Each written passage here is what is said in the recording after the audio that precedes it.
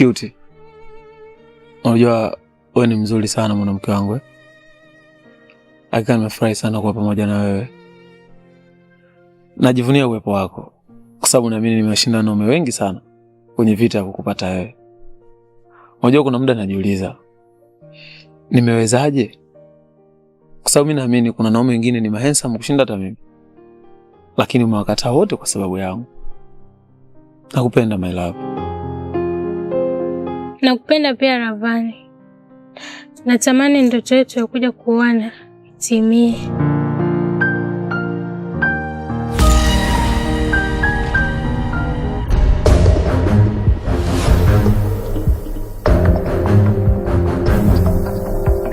Sikiza nikwambie. Usione vinaelea vimegalamiwa. Mimi nakufa mali. Sijui unanielewa? Tena nakupa taarifa. Ole wako. Nikakuona tena na mjomba wangu. Naomba nikuulize swali. Kwani mimi kosa langu hapo ni lipi? Au ni kipi ambacho tumekikosea hapa? Unajua kuna wakati mwingine mnakosesha watoto wenu riziki nyinyi wenyewe. Mimi sina nia mbaya na mpwa wako. Nia yangu mimi ni njema na ni nzuri tu. Kwa hiyo hakuna kitu kibaya chochote ambacho tumekifanya hapa. Sasa sijui makasiriko ya nini. Kwa polini hapa na kwenye majumba mabovu, si ndio? Wewe kama kweli muoaji, kwani usije nyumbani? Mimi nagaramia. Nakupa onyo. Mara ya mwisho kukuta naye tena. Nikikukuta nitakufanya kitu kibaya. Hutonisahau. Mjinga wewe. Sisi tunagaramia. Mimi nafukuka hela. Unamwona mweupe tena? Tunamtunza sisi. Mjinga wewe.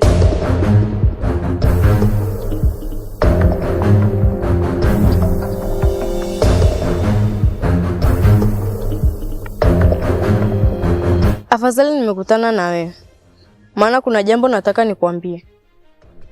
Nenda kamwambie huyo ndugu yako aache mazoea na kakaangu. Na sitarudia tena kusema hivi.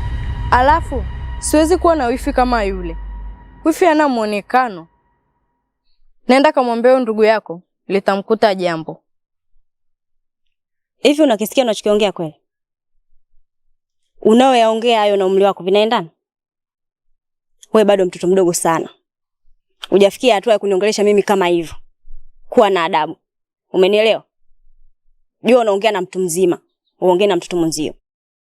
Alafu, wewe unajua maana ya mapenzi kweli? Hayo ni mambo ya watu wazima. Wewe bado mtoto mdogo. Kaa mbali. Ya watu wazima waache watu wazima. Tunaelewana? Sikia tu nikwambie. Sina muda kubishana na mbwa kama wewe. Neno langu ni moja tu. Kamwambie huyo mala mwenzio. Nikikutana naye kwenye 18 zangu, nitakachomfanya atakuja kukuhadisia. Nisikilize wewe Kinda. Mimi huwasibishani na watoto wadogo. Kama ulishindwa kumfesi yeye mwenyewe, mimi wala haihusiani. Wala usiniambie tena hizo mada. Alafu, siku nyingine ukiniona, nichukulie kama kituo cha polisi. Na ngoja tu nikwambie kitu. Kama wewe kaka yako amemfuata yule mdogo wangu, wameamua kupendana, waache waendelee na mapenzi yao. Wewe una haja ya kuyaingilia. Sisi tunaelewana? Kwanza nenda kanyonye kwa mama yako huko. Mimi siongei sana. Nenda kamfikishie mbwa mwenzako taarifa zangu. Na kama mna sehemu ya kula, njoeni mle. Kwetu vyakula ndi. Msihangaike sana. Malaya kubwa ni.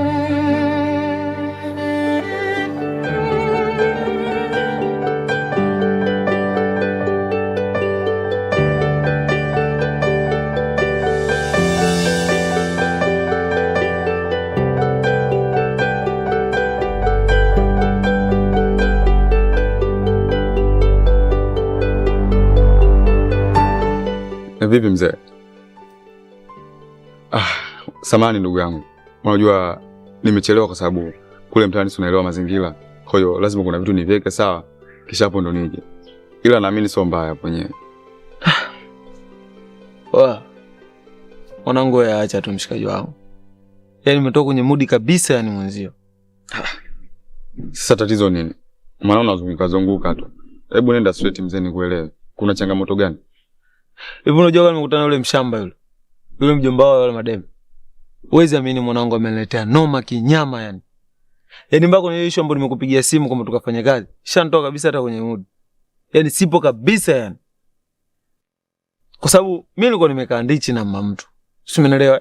Tulikuwa tunazungumza vile vitatu. Si akatokea kuja pale mwanangu mzee akaleta zogo kaongea kabwatuka afu dakika za mwisho. Kwa ni mtaa mzima unakaa mimi leo nimekunya mshikaji wangu. Yaani hichi kitu kinaniuma sana. Sababu hata sijui kama mtu itakuwaje, sio atapigwa, sio nini. Yaani nafikia vitu vingi sana kwa sasa hivi. Afu mjomba naye miayusho kweli. Sasa hapo kinachomkela kitu gani? Maana mabindi zake tayari watu wazima. Afu anakuwa na wachunga kama watoto wadogo. Anakuwa anazingua kinoma. Sema nini? Wewe mwanangu usiwaze. Yule mchumba anakubelieve kinoma noma. Cha msingi tu ukitaka kupata heshima kwa mjomba, baba, ni kusaka chapaa. Afu tukipata pesa mwanangu, mapema tu tunaenda kuoa. Yaani wewe unaoa leo, mimi naoa kesho. Au unasemaje mwanangu? Mwanangu unakuwa na mawazo ya mbali sana. Yaani hapo mwenyewe ndio umefikiria, umeona biza kwamba hiyo ndio point ya kuja kuzungumza. Sema nini? Baridi, mimi mwanangu si unajua mimi nakubless. Yaani mimi fora kwa sababu mimi ni mwanao sana. Mimi nimekuelewa. Yaani kama vipi tuingie ndichi. Tukapige kazi tupate mshiko ili baadaye tukawatoa hata auti wala watoto. Hapa kuna Maya, hapa kuna cute. Wewe, so poa mwanangu. Wala watoto kifupi wanatubelieve. Sema nini? Kwa kuwa umeshasema huo mchongo wa pesa. Wewe tuanze tukasaka hela, afu baadaye tuanze tukatumia na watoto mwanangu. Wewe unasemaje? Tuondoke mwanangu. Baridi hapo wenyewe. Mwangalie sura yake vile. Kama mjusi vile. Wewe mbona unapenda mimi kunitia aibu wewe? Chizi gani unalokaa naye pale barabarani pale? Nimekwambiaje? Mimi mtaani hapa napata sifa zenu mbaya. Mnafanya umalaya inakuwaje? Nyinyi mnakosa nini hapa ndani hapa? Wewe niangalie hivyo macho yako vile. Mwangalie vile. Sitaki umalaya nyumbani kwangu. Pumbavu wakubwa ni. Nisikilize mjomba. Sitaki unifuatilie kama umalaya ni wa kwangu. Sasa hivi mimi nishakuwa mtu mzima. Sitaki kupangiwa maisha kwa sababu najimudu mwenyewe. Upo kwa nani hapa? Wewe kama unajiweza, si ukikaa huko. Mbona unang'ang'ana hapa ndani? Pumbavu wewe. Na nisikiza nikwambie. Namsubiria huyo mpumbavu mzee huyo. Naye akija hapa, nitamtia bakola hapa. Si ukamtakaa hapa ndani hapa. Nisikilize wewe mzee. Mimi usinifanishe na dada yangu. Kumbuka hapa nyumbani unakula kwa kutegemea sisi. Hivyo basi sitaki utupangie, tumeshakuwa watu wazima. Sawa mama, umekuwa. Sababu umeninyea mwenye kwenye mkono wangu. Leo unanijibu unavyojua wewe. Sawa mama. Nenda mama. Mwangalia na likofia lake, unatia hadi aibu.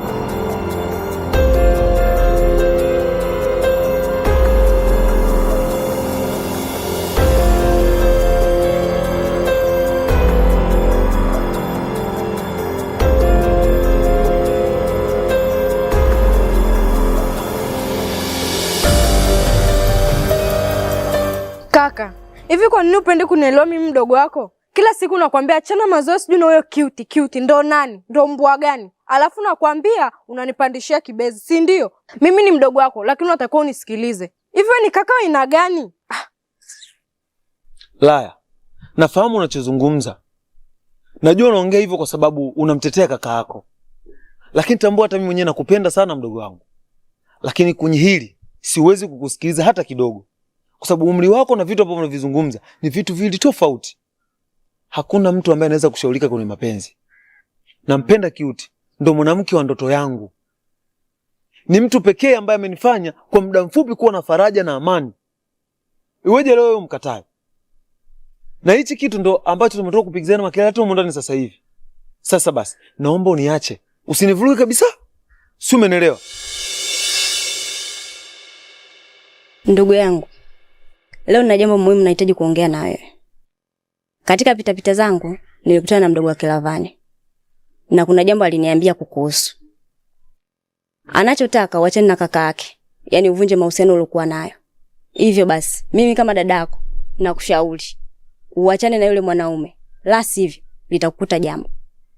Hivi wewe, maisha yangu yanakuhusu sana eh? Kwa hiyo, kila utakachoambiwa huko mtaani lazima unifikishie. Mbona mimi siongelee mahusiano yako wewe na Sabai? Mahusiano yangu ndio yanakuhusu sana wewe. Punguza kielele. Au wenzangu naona mtaka wewe Lavani, unaona mimi nafaidi sana. Sasa basi, najua mimi ni mdogo, lakini pia nina uelewa mkubwa kukushinda hata wewe. Ipo siku utakuja kuniomba msaada nikusaidie.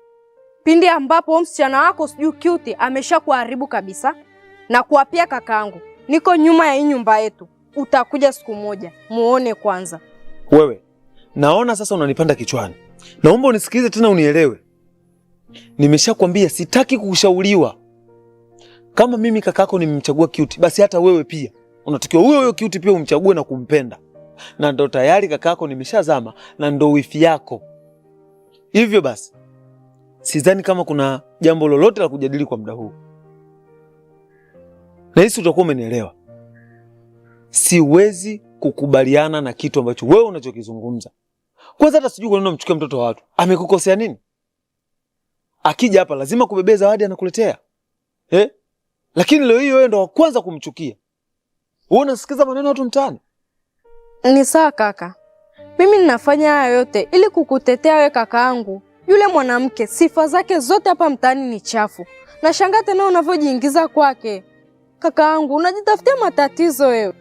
Basi sawa, nenda kamtafute. Ila chochote kitakacho kukuta, tafadhali usije ukaniletea hapa. Bado hiyo unachokifanya. Ila umri wako ukisogea kidogo ndio utajua nini ambacho namaanisha kakako. Lakini utakiwa utambue kitu kimoja. Nakupenda na itabaki kuwa hivyo. Mama ameniacha nikulee, nitakulea katika maadili yote ambayo nakulea sasa hivi. Sidhani kama ninaweza eti nikabezi sana kwenye mapenzi nikashindwa kukulea mdogo wangu. Na hisi hicho ndio kitu ambacho kinakuchanganya.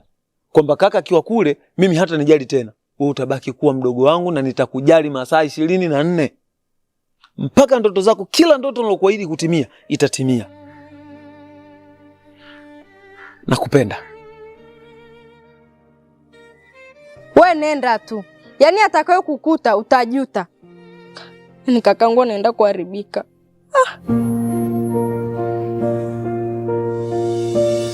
Mimi wala sijataka kufikia huko. Nahitaji kuzungumza kwa amani na wewe. Ila kama hutaki kunielewa, basi sijihusishi na wewe kwa chochote. Lakini pia unamjua mjomba alivyo. Chochote kitakacho kukuta, usije ukanishirikisha. Nimeshajua. Kumbe na mjomba lenu mmoja. Sasa nawaambia hivi, maisha yangu hayawahusu. Sitaki kufuatiliwa. Mimi nitoleni ujinga wenu hapa. Sikuogopi wewe na wala huyo mjomba wako. Tena mnikome.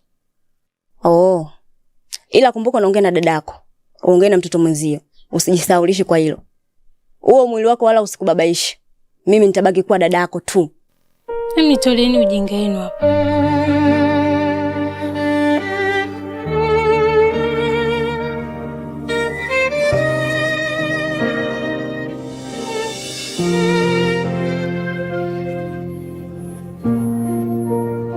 Yaani imekuwa bora hata nilipokutana na wewe hapa.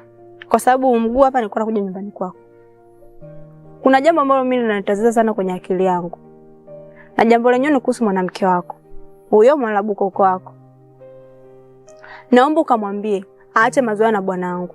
Kwa sababu nimemfumania mimi mwenyewe kwa macho yangu. Yuko na bwana wangu vichochoroni. Sijui alikuwa anaongea nini. Sasa basi, mwambie mimi ni mpole pia ni mbaya. Utakuja kumfanya kitu ambacho hata kuja sahau. Hivyo dada unajielewa kweli wewe? Yaani muonekano wako na vitu unavyozungumza ni upumbavu mtupu. Mimi nikajua tumesimama hapa tuzungumze basi vitu vya msingi. Kumbe ni ujinga. Kwani mtaa upoje jamani? Mtu asimiliki tu mwanamke mzuri ni kosa. Sasa labda nisikilize nikwambie. Kakae na bwana wako vizuri. Si umeelewa? Jaribu kuzungumza naye. Yaani yeye ndo unapaswa wewe umkanye. Sio wewe umkanye mtu ambaye wewe yakuhusu. Mwanamke wangu namfahamu vizuri tabia yake. Hanaga tabia upumbavu kama hiyo. Na kama wewe unanipenda, ni bora uniambie tu. Bwana kaka, mimi mwenzako tayari nishakuzimikia.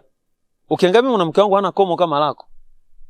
Yaani mwanamke kwenye mfumo wa 4-4-2 haupo wala 4-3-3 haupo.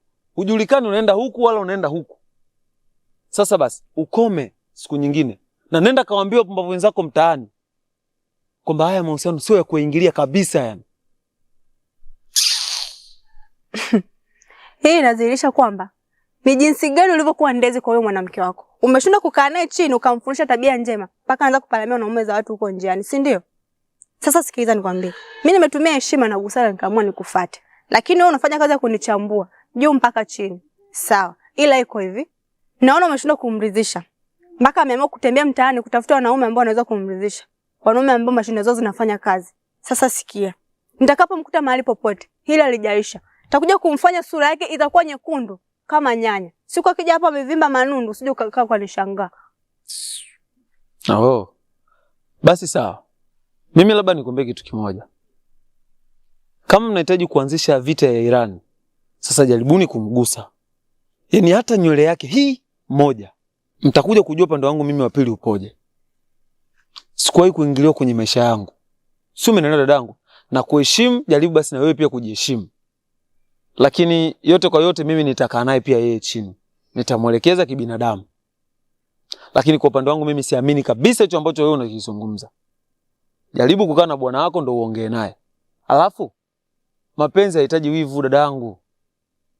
Usishangae watu wanafahamiana, walikuwa wanasalimiana, wewe mwenyewe mawivu yako kijinga, mwisho siku unaanza kuenda zozo, mgombane pasipokuwa na sababu yoyote. Mtashindwa kusaidiana kesho. Hem, jaribu kujitambua basi. Shepu kaka Korosha Mtwara. Hem, toka bwana hapa.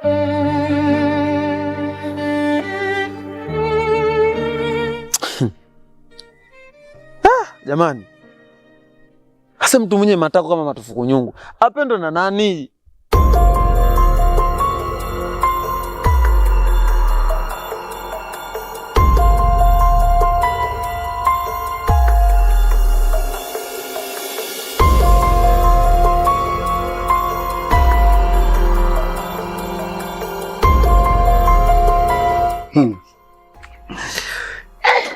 Mtoto ataniua huyo. Mjomba huyo anakuwa inamuona mpaka vitu vimeongezeka. Tatoboa kweli huyo. Sijui nimwambie, sio nitaanzaje. Ni bwana siku nitamwambia. Takufanya dukuduku rohoni bure.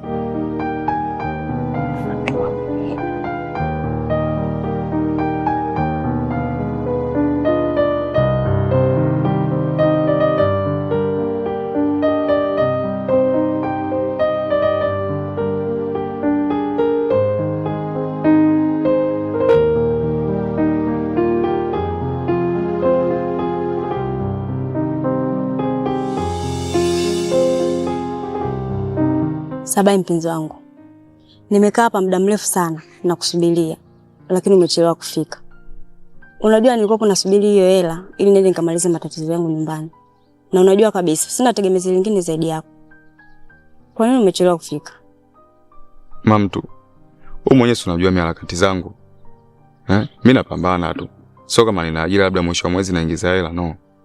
Kazi zangu mimi ni fighter, tunapambana na nini kuna kule nikipata kibarua unyama. Na wewe mwenyewe sasa unaelewa. Mimi nipo katika wakati mgumu sana. Sina pesa. Mimi sio kama nakupinga mamtu. Mimi ukitaka hela muda wote kama nawe nakupatia. Sema sasa sina nakupa nini? Au unataka niende nikaibe mamtu? Utanikosa ujue. Nielewe bwana kipenzi. Mimi nikipata hiyo pesa nitakupatia. Sawa? Usijisikie vibaya bwana.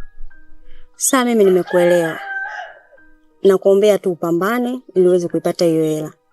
Najua ukiwa nacho unanipa, lakini kwa sasa najua kabisa hauna. Na ndio maana umechelewa kunipatia hiyo hela. Hivyo nakuombea tu kwa Mwenyezi Mungu uzidi kupambana kipenzi changu. Mamtu langu mie. Ndio maana nakuelewa sana. Kwa sababu toto fulani hivi ukiambiwa kitu unaelewa. Ujue katika maisha tutakuwa tupendane katika raha na shida. Tukiwa kwenye raha tutaponda mali yote. Lakini kama hivi sasa hivi sina hela, kama hivyo ndio ninavyotakiwa. Nikikwambia kitu unanielewa. Nakupenda sana kipenzi. Basi sawa. Mimi ngoja nikuache. Niende nyumbani. Maana unamjua mjomba wangu alivyo. Akifika hapa itakuwa shida. Asa unaondokaje kizembe hivyo mami? Kwa hiyo unataka kuniambia leo hata tupitie ghetto? Dogo tu. Mwenyewe unajua. Wiki kadhaa sasa zimepita. Yaani hapa nilipo. Fanya hivyo basi. Kwa sasa hivi hapana. Nimekwambia ngoja kwanza nifike nyumbani. Alafu jioni nitafanya mazingira vizuri, nitakuja. Usijali kipenzi. Sema nini? Haina noma. Kwa kuwa umesema jioni utatimba. Fresh, mimi nakusikilizia. Sema sasa ole wako nichomeshe mahindi. Maana mimi pale naenda kupata zangu vitu vyangu pale kwa mamuuza, si unajua. Baadaye ukifika ile unyama, usinicholeshe sasa. Maana nyewe vitoto vya 2000 hamchelewi. Unaahidi fresh unakuja afu baadaye unaimba nyimbo ya Zuchu. Siji. Usiniangushe basi mtu. Ondoa wasiwasi, ina maana uniamini kipenzi. Jioni nitafika.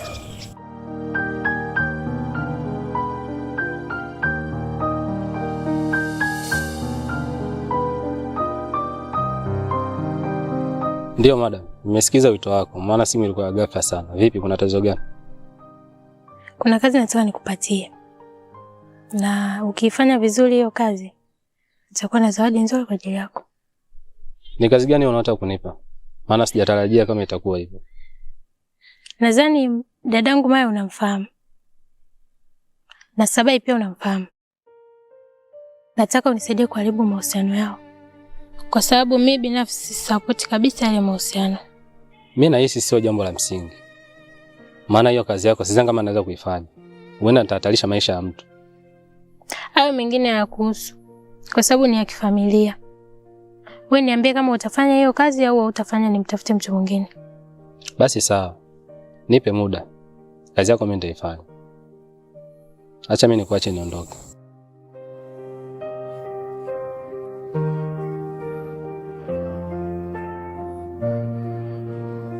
Maya.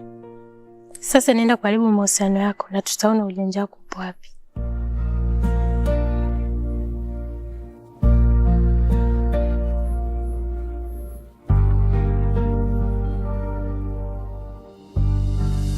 Hivi wewe unataka mimi niongee mara ngapi? Nishakwambia sikutaki, sikupende. Afu unajishobokesha shobokesha tu. Kwanza muangalie. Lenyewe lifupi kama vya asubuhi. Hebu lione. Leo usiku wa balaa. Hivi wewe unataka akili? Yaani mimi nisuke na wewe uje unisukie? Tumekuwa wakewenza hapo ndani. Sasa sikia nikwambie, sitaki mazoea na wewe. Alafu endelea kujishobokesha. Namwambia kakaangu. Sijui umenielewa? Muone kwanza na macho yake. Kama kende. Laya. Kwa nini unaniambia maneno makali kiasi hicho? Ingawa unajua kabisa kwamba mimi nakupenda. Na uliziteka hisia zangu kwa muda mrefu sana. Kwa nini unanifanyia hivyo? Sasa basi nikwambie, mimi kuongea kwa upole siwezi. Yaani hii ndo brand yangu, ndo nadunda nayo mtaani. Sasa wewe endelea kujishobokesha, endelea kunifatafata kama sikushiki hilo bega, mbwa wewe muangalie. Hata haya huna. Kwanza liangalia, afu unaona nikiongea unielewi mshenzi wewe. Chefu.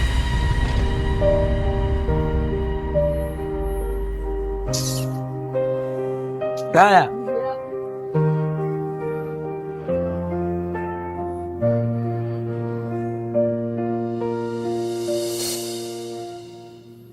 Hivi Maji Mengi, unanichukuliaje mimi? Yaani unaniona kama mtoto mdogo, si ndio? Kwa upo kwangu, umevaa ngozi ya kondoo kumbe chui. Kumbe una tabia chafu mno hapa mtaani. Au nadhani sielewi. Sasa kwa taarifa yako, najua kila kitu. Chako mpenzi wangu. Mbona nashindwa kukuelewa kitu ambacho unazungumzia hapa sasa hivi? Nini ambacho unamaanisha? Mama umeniacha katika njia panda. Oh, vizuri. Sasa basi iko hivi. Ulivyokuwa umeenda kukutana na wewe chaupe wako. Mimi si unaniona mweusi, na wewe sikufai. Mlivyokuwa mnaongea pale vichocholoni niliwaona. Hivi utakuwa lini? Mbona unapenda kuninyanyasa hivyo? Au kosa langu kukupenda, si ndio? Sasa sikia. Naomba ufanye maamuzi. Mimi moyo wangu ni mdogo. Hauwezi kuvumilia maumivu kama hayo ambao unataka kunipatia sasa hivi. Kama nilikupa nafasi na umeamua kuichezea, basi baki na wanawake zako ambao unaona ni wazuri. Naomba uniache na maisha yangu. Nisikilize Chaku. Yule mwanamke yule unaona hapa yule chochoroni, si kwamba ni mwanamke wangu.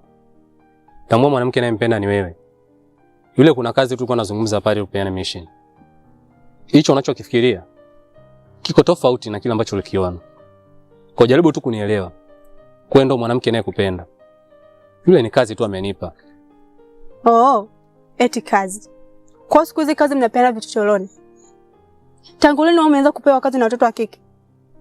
Hivi Maji Mengi, unanichukuliaje mimi? Umeona mtoto mdogo sana mpaka unidanganya. Sasa sikiza nikwambie. kuanzia leo kila mtu aishi maisha yake. Nimeshachoka kunyanyasika. Fuata msini zako, nifuate msini zangu. Tusijuane. Nisikilize Chaku. Kama umeshindwa kunielewa kwa hicho ninachokizungumza, mimi silazimishi mapenzi. Kama unabaki na 50 zako na mimi baki na 50 zangu fresh. So umeamua? Oh, kumbe. Yeye nakuelekeza na kuambia kitu ambacho nimekiona unanivimbia. Basi poa.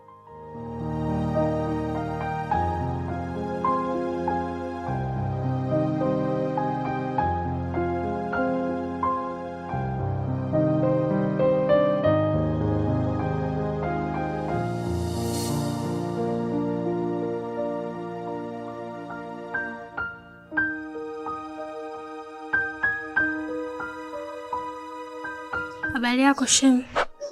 Fresh. Uko poa? Na vipi? Mbona sijatarajia uwepo wako hapa? Au kuna tatizo lolote? Hapana, nilikumisi tu. Maana nilikaa nyumbani, nikaona nimeboeka, nikaona nje nikusalimie. Okay. Karibu na kusikiliza shemeji. Vipi, nimefanya makosa?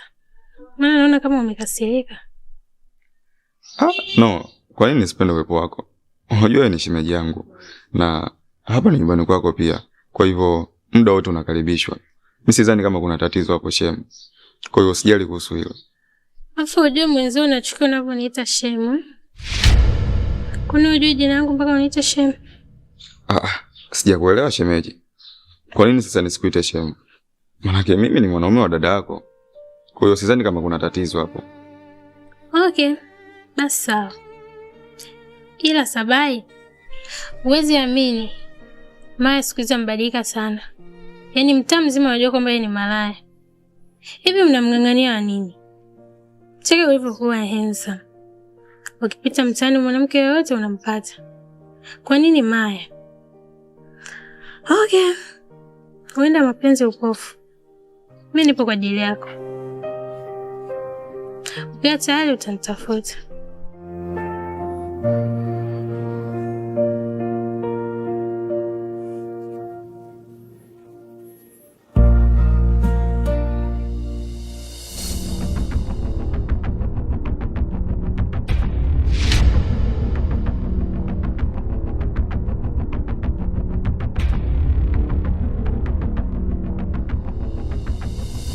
Cute.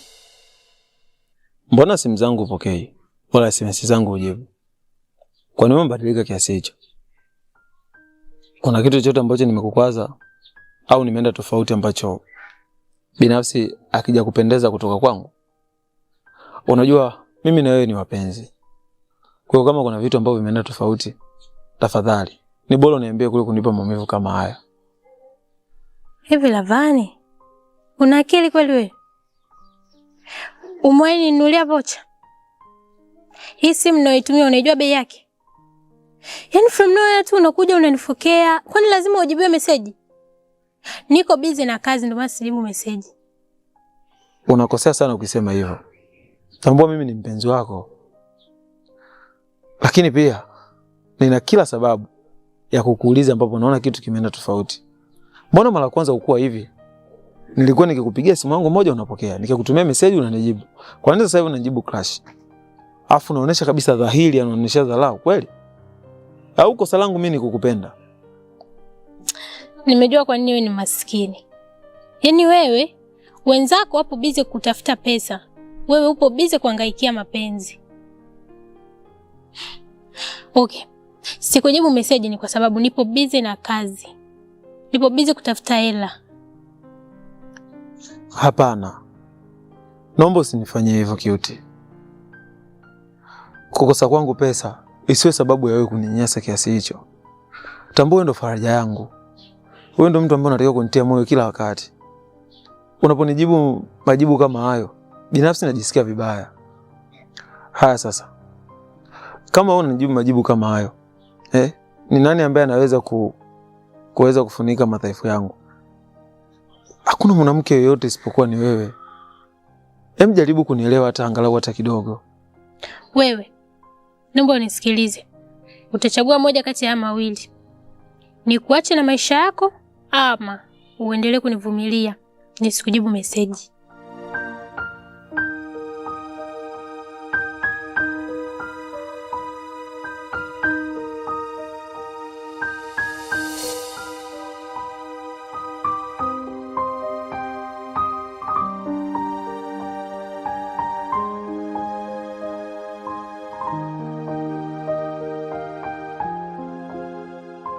Wewe mwenzetu vipi? Mbona kimbia na kanga barabarani? Umetoka kufumaniwa na mume wa mtu nini? Yaani wewe acha tu. Huko nilipotoka sio hata kwema. Yaani bado kidogo tu. Mjomba anibaki. Nimeponea chupu chupu. Nimemkimbia. Kwa haja kubaka. Nini itakiwa ubakwe? Kwa sababu gani wewe umemganda sana yule mjomba? Lakini pole mwaya kwa changamoto zilizokukuta. Nisingeweza kukaa pale nyumbani. Maana kwa ile hali mjomba alizamilia kabisa yani. Nimeshindwa. Nimeona bora nijiepushe. Lakini pia sijui hata nafanyaje. Au mwenzangu unanishauri nini? Na kipi tufanye? Maana mjomba siku hizi amebadilika sana. Mimi hapo sina cha kukushauri. Ushauri wangu bado ni ule ule. Kaa mbali na mjomba. Iga mfano wangu. Mimi huwa sinaga mazoea na ule mjomba. Kwa hiyo kama utaendelea kumganda-ganda, yani utabakwa kabisa. Leo umepona, lakini kesho lazima kikulambe. Sawa. Lakini mimi wala simsingizii mjomba wako. Hiyo ndo tabia yake aliyokuwa nayo sasa hivi. Anyway, nilipotoka nimekutana na Sabai. Ananiambia kuna pesa ulimuomba sijui. Anataka kukupatie. Mkutani mnapokutanaga. Nimefurahi kusikia hivyo. Angalau pressure yangu imeshuka. Okay, tena mimi.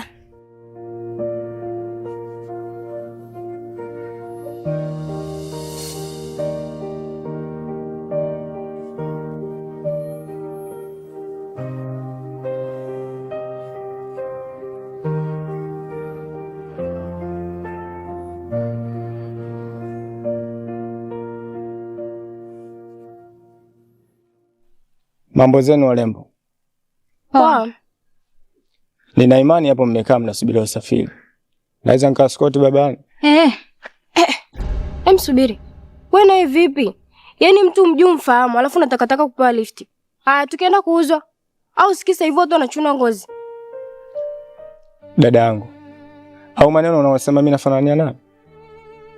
Mimi nataka niwasaidie tu na sio kwa nia mbaya, kwa nia nzuri tu. Afadhali kakaangu. Maana tumesimama kwa muda mrefu tukisubiri bodaboda. Haya na wewe. Kwani mkaa na shida gani? Pikipiki unazipandaga siku hizo unazijua wewe? Au kisa unazilipa hela? Mkaa tu ana shida, mstaarabu. Kwa amesimama kutusaidia, unaleta shobo. Unaona mwenzio? Kazungumza point. Alafu na wewe dada yani jinsi ulivyokuwa mzuri hivyo. Nimetoka kukupenda sana. Unaweza kunisaidia namba yako? Kumbe kaka ujielewi. Ila sishangai. Maana ndo kaida nyema dereva bodaboda. Kila mwanamke mnaomuona mtaka kumtongoza. Sasa sikia nikwambie, mimi sio mwanamke wa hivyo, sawa? Na nilijua tu lazima utakuwa na hizo tabia za kiwaki. Nilikwambia, yani huyu anaonekana ndo kawaida yake. Asa hapa tukipanda, tutaenda kuchinjwa. Mimi nakwambia. Sura yake yenyewe imekaa kiubakaji. Sikia nikwambie. Yaani kwa kiburi chako utamponza mwenzio. Na mtakaa hapa pikipiki hamtopata. Na jinsi ulivyo hivyo jeuri hivyo. Sijui.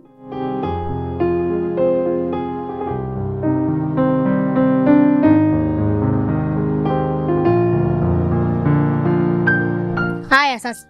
Lifti ndio hiyo ishaondoka. Utajua kwa lamini unafika na nini? Sasa hapa cha kufanya hivi unatembea na miguu kudadadeki.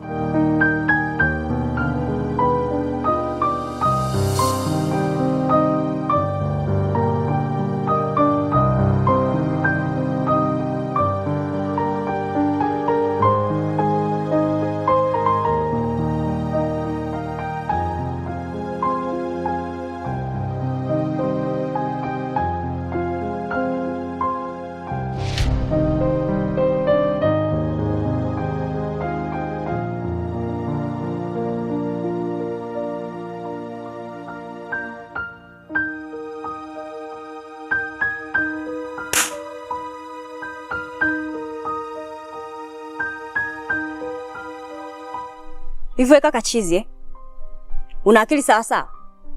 Kwa umetoka huko hujamwona mtu mwingine wa kumkumatia mpaka mimi? Unanijua? Au umekunywa pombe? Umevuta bangi sio? Sasa basi, hizo bangi zako peleka kwa waoni wenzio huko, sio kuniletea mimi. Sikilize binti.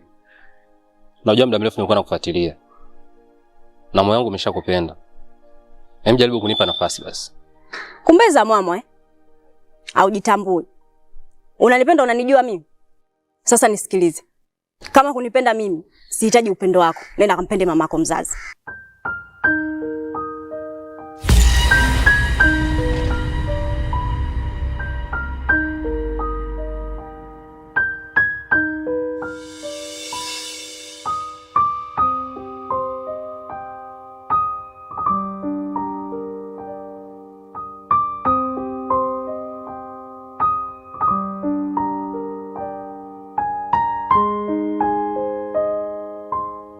Kaka, mbona upo hapa na unaonekana upo sawa? Au kisa nimetoka bila kukuaga? Lakini zile pesa ulizonigea kidogo, niliona niende sokoni ninunue hivi vijinguo. Kwa hiyo naomba unisamehe sana kakaangu, sipendi kukukwaza kwa sababu nimetoka bila kukuaga. Wala usijali mdogo wangu. Na wala mimi sijachukia kabisa kuhusu swala lako. Nafahamu akili yako. Huwezi kufanya ujinga wote ule. Kwa sababu nimekufundisha kwenye maadili. Lakini kuna kitu kinaniumiza sana akili. Unajua cute anitaki tena. Inapelekea najisikia kabisa nimechanganyikiwa. Sijui nini nifanye. Na wala sijui ni wapi ambapo nimemkosea. Mbona mimi nilikuwa nampenda? Lakini kaka, nilishakwambia kila wakati. Yule cute hakufai, lakini wewe unang'ang'ana naye. Ona sasa hivi unayoyapitia. Na sijui hapo mimi nikusaidieje kakaangu. Maana mpaka mwili wako wenyewe tu umepungua. Kisa kuwaza mambo ya kipumbavu, mapenzi. Hivi kaka, si uwaze hata biashara. Yaani mapenzi yanakusaidia nini? Yaani mimi sijui kakaangu hata yukoje jamani.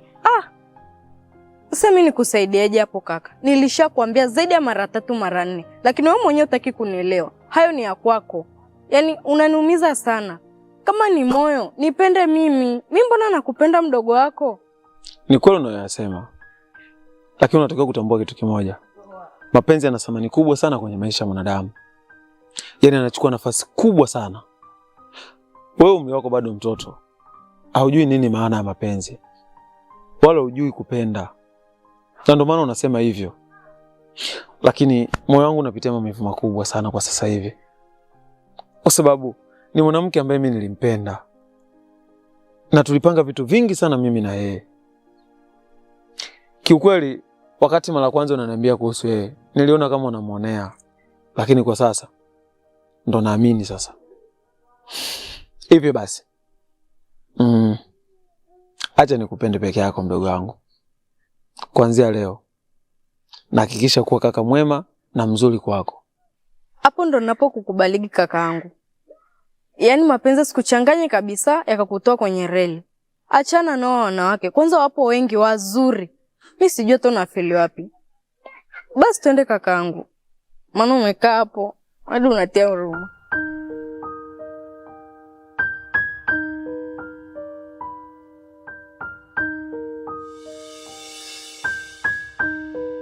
Oya wewe mshamba.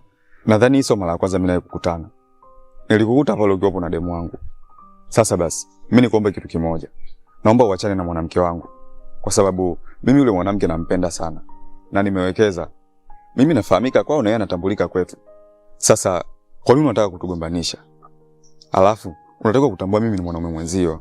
Kwa hiyo nadhani ungekuwa namba moja kuelewa maumivu ambayo mimi nayapitia. Kwa nini unanikandamiza mzee? Hebu achana na demu wangu basi. Kijana, unajua unachokizungumzia mimi sikielewi kabisa. Nini ambacho unamaanisha? Oya bro. Sasa naona maongezi ya amani yamekushinda. Unataka tumie vita kama vya Irani, si ndio? Muda sio mrefu nimetoka kukuta pale na mwanamke wangu. Sasa hivi unajifanya ujui. Namzungumzia Maya. Na kuomba wachane na Maya. Nisikilize. Huyo Maya naye mzungumzia ndemu wangu mimi. Na hata kwao nishatoa mahali. Yaani kichobaki ni ndoa tu hivi karibuni. Sasa sijui unazungumzia nini hapa? Sasa unataka kufunga naye ndoa kivipi? Unataka kutambua kwamba mimi tayari nimeshapeleka barua kwao. Kwa hiyo mimi ndo nafahamika na sio wewe. Sikia nikwambie, mimi sina mengi ya kuongea. Ya kwangu ni hayo tu. Na kuomba uachane na mwanamke wangu. Sisi tumeelewana bro. Hebu Basi jaribu kuwa hata na huruma, eh? Mimi ni mwanamume mwenzio, afu ni kijana mdogo. Kwa nini unataka kunipokonya tonge langu ambao tayari nimeshalifikisha mpaka mdomoni? Na kuomba blaza, tafadhali achana na mwanamke wangu. Ila kama hautanielewa, basi huu ndio utakuwa mwanzo wa vita yangu mimi na wewe.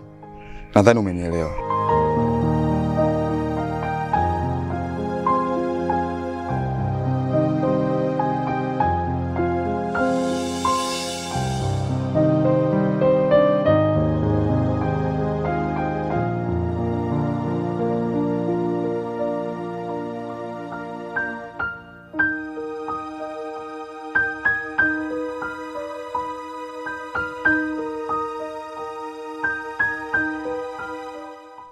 Asante sana Kula Chuma kwa msaada wako.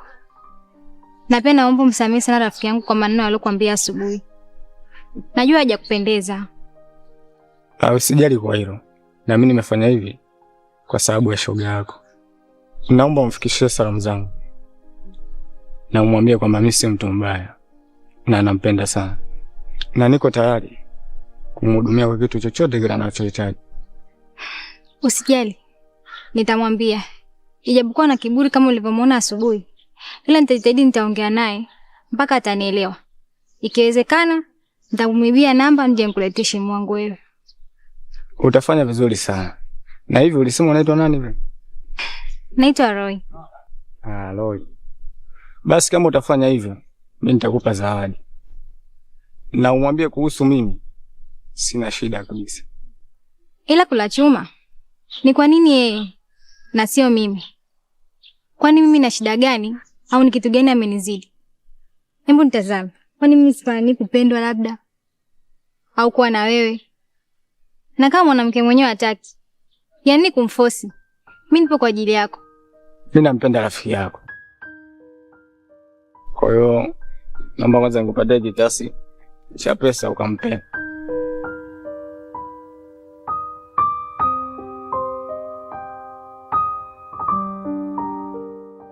Na naomba umwambie kwamba hiyo nimempa kiasi kidogo cha kuweka vocha tu. Na kama kuna shida zingine ndogo ndogo asisite anifikishie tu. Mimi nitatatua.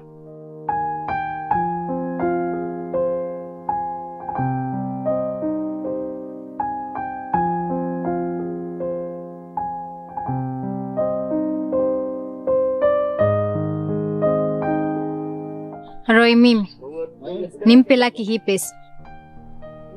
Labda ndio mbuzi wa kafara.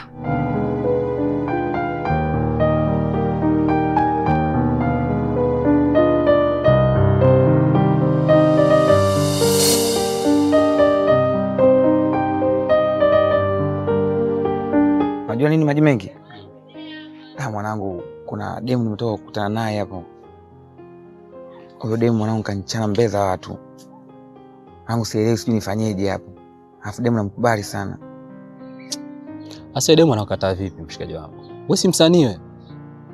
Tumia usanii wako bro. Tunga mashairi makali. Bebeza demu ataingia kwenye line tu. Kwa unaponiambia tu nalialia eti demu kukataa vipi akatoe msanii mkubwa kabisa. Pita na blandi bro. Alafu kijiangalia wewe mshikaji wangu juu mpaka chini mtu mwenyewe macheni cheni bring muda wote. Unashindoje na demu bro? Mwacha hizo bwana, utachekwa mbele za watu. Hiyo aibu. Kweli mwanangu. Nimekubali ushauri wako. Mimi nitafanya hicho kitu. Kwa sababu ukiangalia mimi na kasoro gani mpaka yule demu anikatae? Kile kuangalia macheni nini, afu demu anikatae mimi. Mwanangu najisikia vibaya sana, lakini nitapiga mashairi ya demu atanikubalia. Hayo ndo maamuzi ya kiume. Muda mwingine ukiniletea pigo kama hizo mimi nakukataa mbele za watu. Kama alivyokataa huyo demu. Sema nini? Mimi kuna mchongo nimetoka kubaruza hapo. Kuna demu fulani hivi mweupe, si unajua? Kaniletea mchongo. Nikaribu mahusiano na dada yake. Yeye ananishangaza kweli mshikaji wako. Na unavyojua mimi najali maukoto tu. Kwa kama vipi una muda tuongezee tu club, tukaruke viwanja au vipi? Si unajua ni muda mrefu hatujaingia viwanja. Yote sababu ya maukoto. Kwa hiyo ili dili imejilengesha lenyewe. Makoto yameingia. Kwa leo mwanangu nataka nikuleweshe kinyaksi. Yaani mpaka hizi mbili unaona moja moja. Au vipi? Kwa mwanangu wewe ni fundi wa karibu mahusiano ya watu. Ingawa nishakukataza kitambo mwanangu. Kila siku nakwambia mambo usitaki, lakini bado tunang'ang'ania. Maji mengi vipi wewe? Awe mwanangu sio. Watu wanavyopendana viafu nakuja kuharibu mahusiano ya watu. Na mimi nishakukataa. Sasa michongo inakupa faida gani mpaka sasa hivi? Kipi ulichoingiza ndugu yangu? Hapo mwanangu nishakugundua. Sasa hivi sitaki kuwa karibu na wewe. Utakuja kuniharibia maisha yangu wewe. Yaani sitaki kabisa, yaani nishakukataa mwanangu.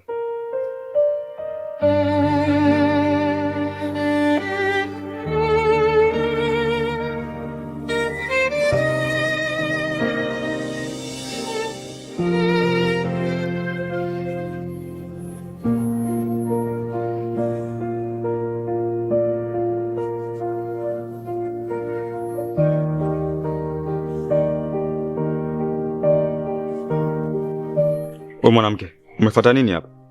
Yaani jinsi ambavyo nilivyokuwa nakuchukulia, kumbe ni vitu viwili tofauti. Mwanamke mpumbavu kabisa. Yaani nilikuwa nakuona mstaarabu, kumbe mwanamke malaya kiasi hicho. Haya, kule ulikuwa unafanya nini na yule mwanaume wako pale? Alafu sasa unajileta tu nyumbani kwangu. Nakuomba uondoke. Mbona sikuelewi kipenzi changu? Unazungumzia kuhusu nini? Na wewe mwanaume ni nani? Mimi mbona sina mwanaume mwingine zaidi yako? Au kuna kitu kingine cha tofauti? Oh, kwa unajizima data, si ndio? Unajisaulisha. Sasa basi nisikize tu nikwambie. Kuanzia leo hii, mimi sihitaji tena mahusiano na wewe. Na nakuomba uondoke nyumbani kwangu kabla hujanipanisha mashetani yangu. Kwa sababu mimi mwenyewe najijua. Hiki kichwa hakina akili hata kidogo. Nakuomba uondoke. Sabai mpenzi wangu. Mbona unaongea maneno makali kiasi hicho? Kwani kuna kipi mimi nimekosea? Kama kuna tatizo lolote naomba uniambie, lakini sio kuzungumza kama hivyo. Unaniweka katika wakati mgumu. Kumbe yale nilikuwa naambiwa ni sahihi. Napita mtaani naambiwa ni malaya. Kumbe ni vitu ambavyo ni sahihi kabisa. Au unanifanyia hivyo kwa sababu mimi sina hela, si ndio? Nipo hapa tu nyumbani nalelewa, nakaa tu nipo sina kazi sasa hivi. Ndio maana unanifanyia upuuzi wako. Sasa basi, kwa kuwa umeamua kufuata njia yako, fresh haina noma. Kila mmoja ali 50 zake basi. Fuata maisha yako na mimi nifuate maisha yangu. Sitaki tena uendelee kunisumbua akili yangu mimi. Yaani maisha yanisumbue, sina hela na tena unataka kunisumbua akili yangu. Nilikuwa nategemea ndio uwe mfariji kwangu, lakini leo hii unakuja kunipiga matukio kiasi hicho. Nimeshakwambia kama kuna tatizo lolote niambie. Mimi sio mfalme njozi kujua nimekosea wapi. Niambie tu nijue tatizo langu. Na hata wewe mwanaume unamzungumzia, mimi simfahamu. Nakupenda sana Sabai. Mimi siwezi kukuchiti. Yaani bado unaongea, unaendelea kuwa mbishi.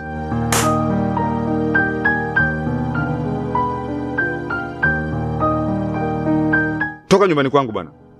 Nimekwambia toka hapa.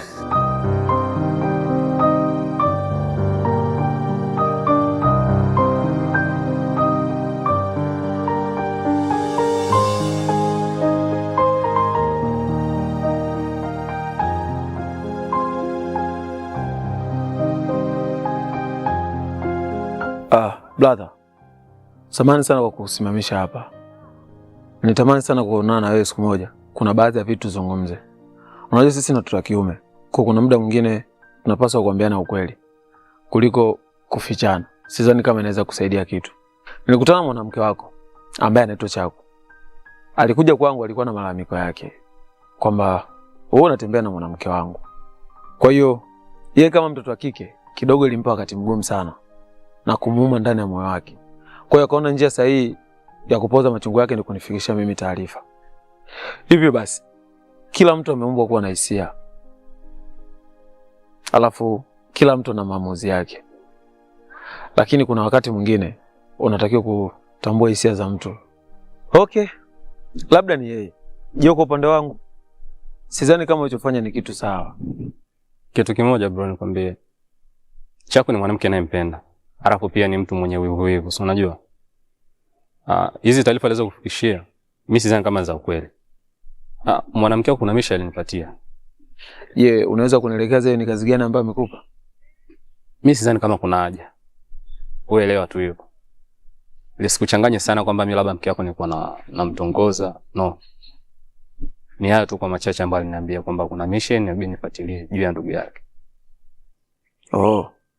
Lakini mimi naona ni vizuri zaidi tungezungumza. Ili kama na mimi naweza kusupport hilo jambo niweze kulisupport. Lakini unaponificha kidogo inaweza kunipa mimi wakati mgumu sana wa kutafakari. Si umeelewa? Tambua kila mwanadamu ameumbwa kuwa na uelewa wake.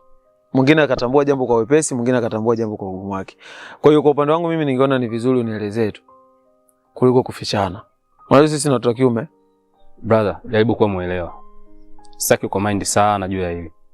Tambua tu kwamba kuna kazi alinipatia niifanye. Haya mambo mengine unaweza kumuuliza yeye. Lakini pia kila anachokifanya ni kwa ajili ya manufaa ya maisha yangu. Mimi ni kijana maskini mpambanaji. Kwa hivyo vitu vingine sidhani kama kuna haja ya kutambulishana. Wewe elewa tu hivyo.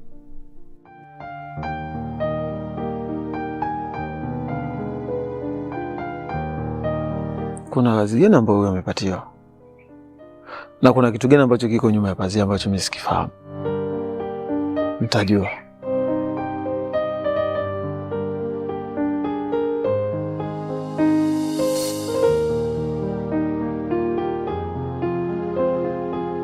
Raya, kumbe upo. Mimi nilizani utakuwa ushasafiri, maana ni muda mrefu sijaonana mimi na wewe. Amna bwana, nipo. Hata mimi nimekumisi pia rafiki yangu.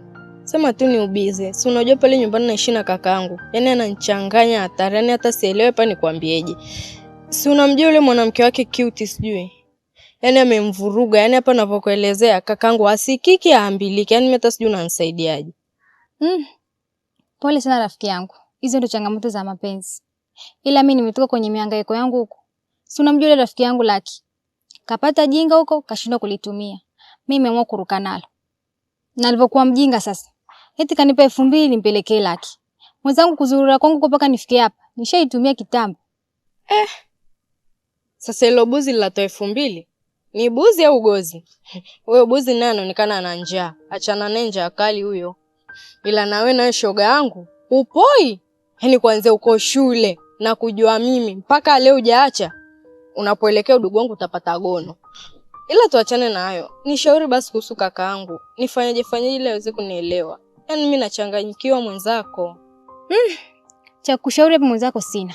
Wewe unavyoona hivi, nitakushauri kitu gani ambacho kakufaa wewe? Mimi natafuta kunishauri hapa. Kwa hiyo tafuta tu mshauri akusaidia kushauri kuhusu kaka yako. Mimi sitoweza. Shoga yangu, kweli unacha kunishauri? Yaani hadi naona aibu. Maana uko mtani nikipita, vidole vingi nanyoshewa. Na huruma nyingi sana ni kwa kakaangu. Maana yule cute, sasa hivi anatoka na Sabai. Kwani Sabai si mwanaume wa Maya? Kwa hiyo ameamua kutembea na mwanaume wa dada yake. Acha tu shoga yangu. Hapa ndo nakumbuka ile maneno wengi wanasema.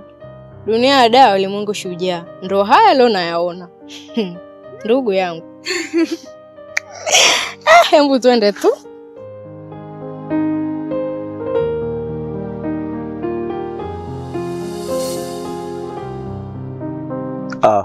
Maya. Kuna jambo ambalo aliko sawa. Kiukweli linanumiza sana kichwa. Na hilo jambo linamhusu mdogo wako Kiuti. Unajua kwa sasa amebadilika sana. Kiasi cha kwamba naona kabisa mahusiano yangu yameshadumbukia ndani ya shimo. Mara nyingi nikiwa nikizungumza naye, ni kwa nini amebadilika, lakini anakuta anajibu tu shombo na dharau. Hivi leo hiyo kuniambia eti kwamba mimi nitakufa maskini kwa sababu naendekeza mapenzi kweli? Ule wema wangu wote ambao nilikuwa namjali na mthamini, leo hii kiko wapi? Na ukiachana hayo yote, lipo kubwa zaidi. Kuna mtu nimekutana naye, lakini mada zake sijazielewa. Na ndio maana nikaomba kuonana na wewe nje kabisa na nyumbani kwenu, ili niweze kujua ni kitu gani ambacho kinaendelea baina yako wewe na ndugu yako. Kusema ukweli mimi mwenyewe ndugu yangu simuelewi siku hizi. Kwa maana amebadilika sana. Hata hivyo unaposema nakudharau wewe, na mimi kwangu ananidharau hivyo hivyo. Na sio mimi tu. Mpaka mjomba. Inafikia hatua aniheshimu tena. Kila ninachomwambia anisikilizi. Yaani sijui hata amekuaje. Na kingine sio wewe tu unaipitia maumivu. Hata mimi pia napitia hali kama ulikuwa nayo wewe. Kwa sababu mimi na Sabai siku hizi hatuna maelewano. Na hiyo yote imesababishwa na Kiuti. Sasa hili yote linaletwa na nini? Ni sawa, najua kila mwanadamu ana madhaifu yake. Lakini basi asamini upendo wangu hata kidogo. Ona sasa, amekuharibia hata wewe pia mahusiano yako. Na kwa nini amefanya hivi? Ina maana wewe na yeye mna ugomvi? Hapana. Hatujagombana. Mimi na Kiuti hatujai kuwa na maelewano mazuri. na sidhani kama kuna jambo baya ambalo nimelifanya kwa mdogo wangu. Hivyo mimi najua ni chuki zake tu binafsi. Naanza kupata kitu sasa. Unajua nilimpigia simu zangu nyingi sana Sabai, lakini pia hapokei. Huenda kuna kitu hapa katikati ambacho kinatuzunguka. Mimi na wewe tukifahamu. Unajua kwenye maisha kuna usiri moja mkubwa sana, na ndio maana hakuna mtu ambaye anajua kesho. Tunapaswa kuwa makini sana na kuchunguza pia, ili tuweze kugundua kuna nini ambacho kinaendelea. Kwa nini mimi au kwa nini wewe? Afu kwa nini sio Sabai wala Cute? Ikiwa wao ndio waanzilishi wakubwa kutupatia sisi maumivu. Wewe uone kuna jambo hapo ambalo lipo sawa? Kumbe umelitambua hilo. Mimi nilikuwa nafahamu kila kitu. Hivyo basi sikutaka kuwa mnafiki na sikutaka kukuharibia mahusiano yako. Lakini nahitaji kukuthibitishia kitu. Naomba nifuate.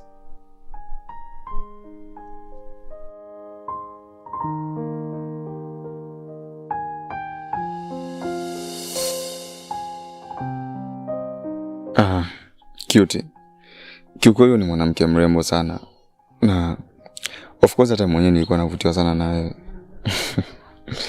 Yaani sio wewe pekee kwamba ulikuwa ukikaa unavutiwa na mimi.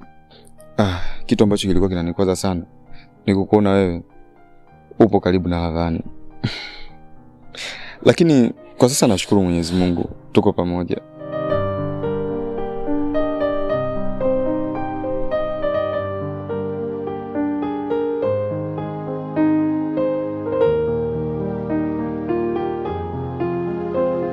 Sabai, katika maisha yangu sikutegemea kama utakuja kunipigia tukio kama ulionionyesha leo.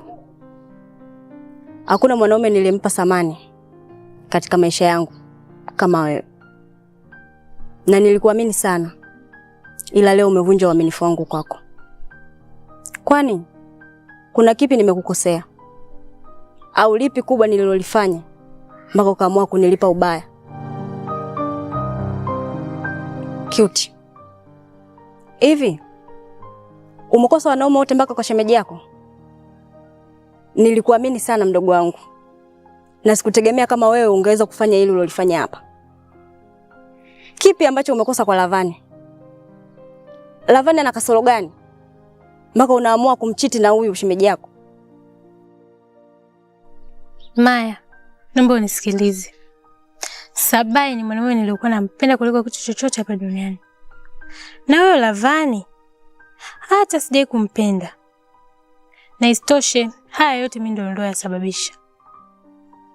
Mpaka sasa hivi Sabai yupo mikononi mwangu. Labda niupe pole. Baby, tuondoke. Maana utengea amefika hapa leo ishabadilika. Sijui hajauga.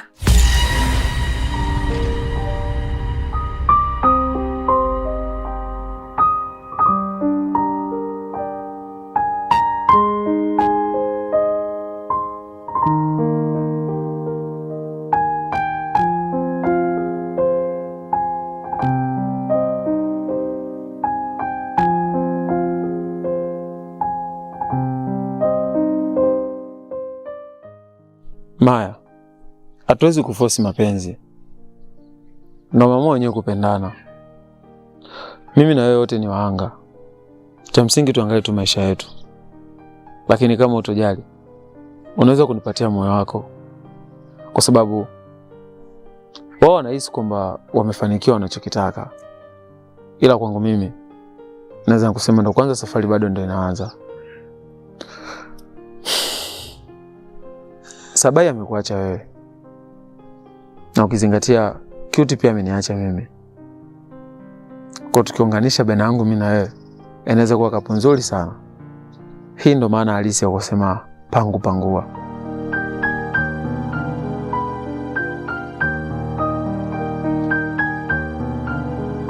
Nakupenda sana.